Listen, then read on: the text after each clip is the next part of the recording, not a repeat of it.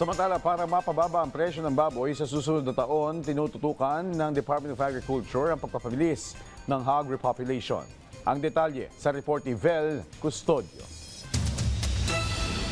Nakatakdang bumili ang Department of Agriculture ng 32,000 na inahing baboy para sa hog repopulation para mas mabilis na makabawi sa epekto ng African swine fever na lubhang nakaapekto sa populasyon ng baboy matapos tumaas ang kaso nito noong nakaraang taon. Kailangan natin ibalik yung hog population na yung nawala na 5 million, kailangan natin ibalik yun. Babalik natin 6 million hogs in the next couple of pag naibalik natin yan, then bababa na ang presyo ng baboy to its former presyo before ASF, hopefully. Of course, dagdag mo yung inflation, but pork prices should be more reasonable.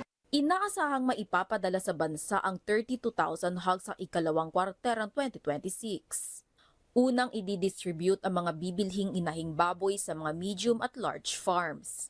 Target naman ng DA na makabili ng 100,000 inahing baboy sa 2027 at 100,000 baboy sa 2028 para maibalik ang nawawalang populasyon ng baboy dahil sa ASF. Kukunin ng ahensya ang pondo ng pagbili ng mga baboy mula sa 20 billion budget na nakapaloob sa Animal Industry Act sa susunod na 5 taon.